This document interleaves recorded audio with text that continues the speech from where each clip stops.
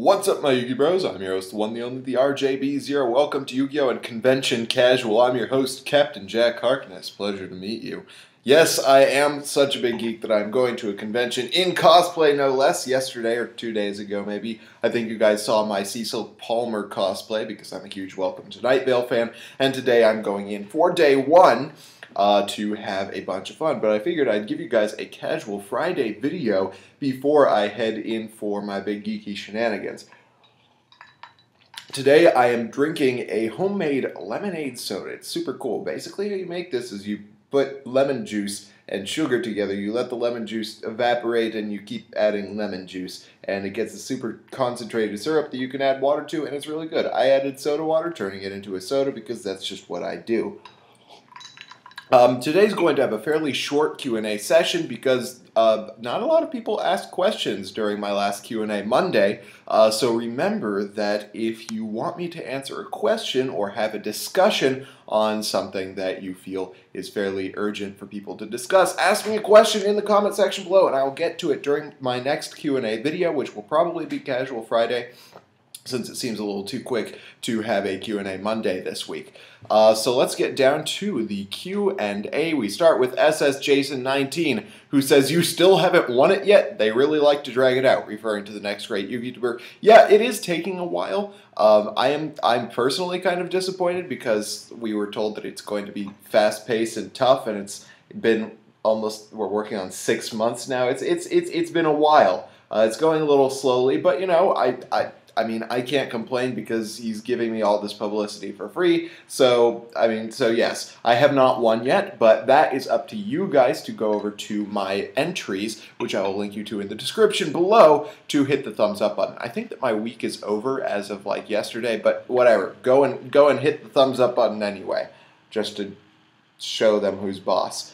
We have from Omega Kaus, who says, I hope that's how you pronounce your name, who says, "What is your view on rank up mechanic in general, and do you think it has a competitive potential?" I think that rank ups have the ability to be good. The problem with rank up magics is that they're inherent -1s, which means in order to put these admittedly really powerful monsters on the board, you have to simplify the game state. And for a lot of the decks that can put the Xyz monsters on the board that can make rank ups possible, simplified game states are not good because they're combo-based decks which need as complicated a game state as possible in order to function.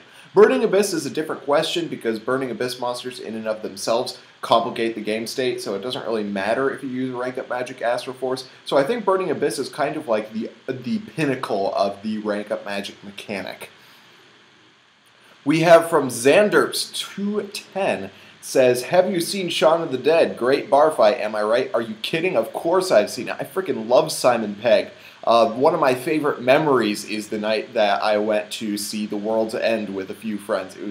Freaking Simon Pegg is always in the best movies." Okay, moving on. Let's see. Yugi Old says, "You mentioned shooting Quasar Dragon and a heavenly light burst forth. Coincidence? I think not." I agree. I do not think it was a coincidence. We have from Infinite Pez, "Can you do a video on what cards are a good investment to pick up in the future?"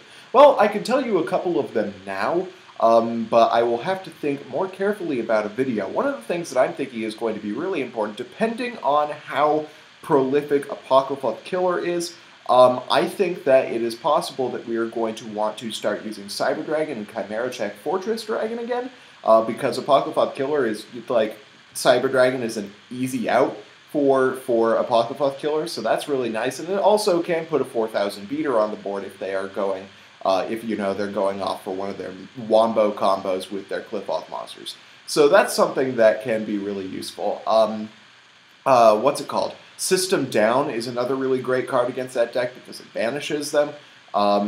Various like Deep Dark Trap Holes, anything that hits level 5 or higher monsters is really good against that deck. There are just a lot of ways for you to prepare for the Qliphotep deck to make for a really good investment.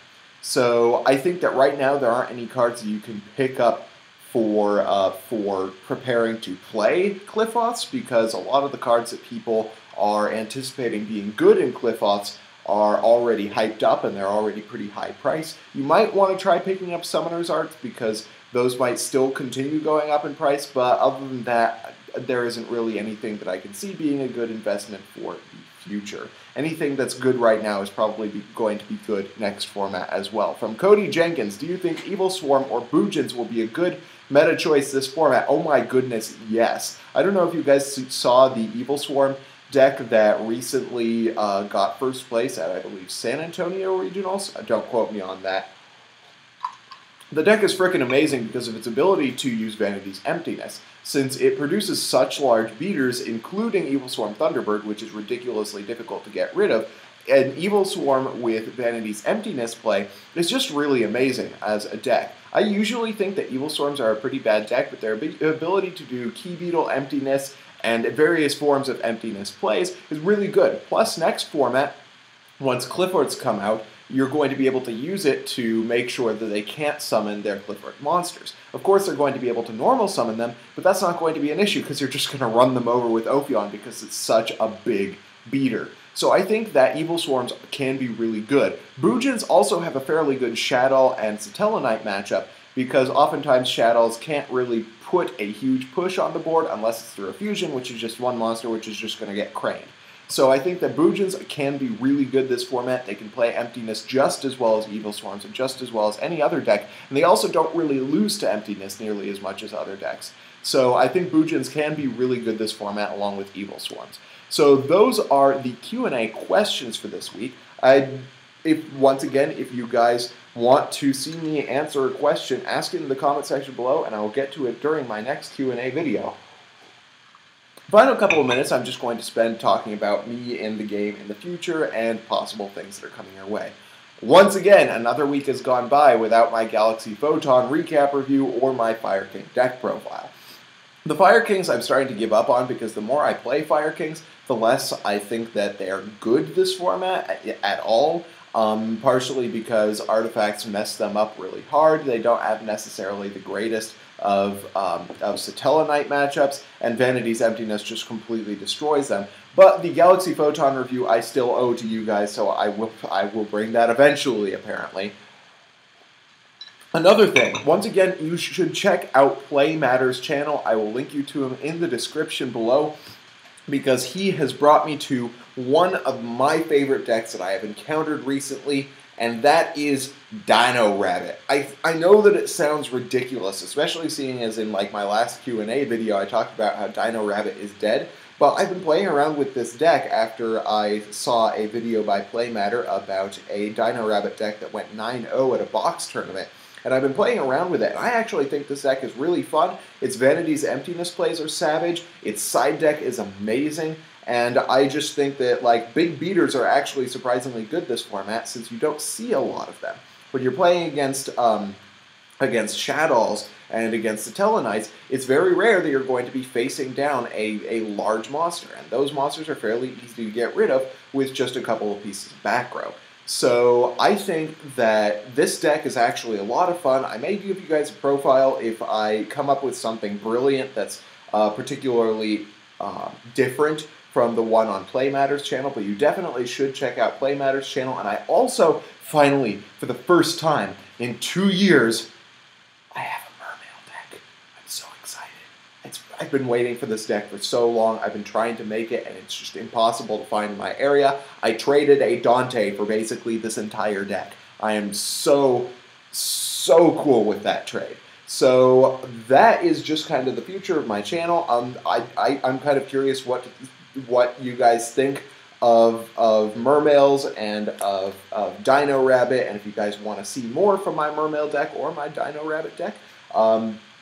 Meanwhile, I hope you guys liked this video. If you did, hit that thumbs up button. If you didn't, let me know why in the comment section below. And of course, subscribe for more deck discussion, analysis, and general Yu-Gi-Oh! Shenanigans. I'm your host, the RJB0, and I got a jet. See you guys.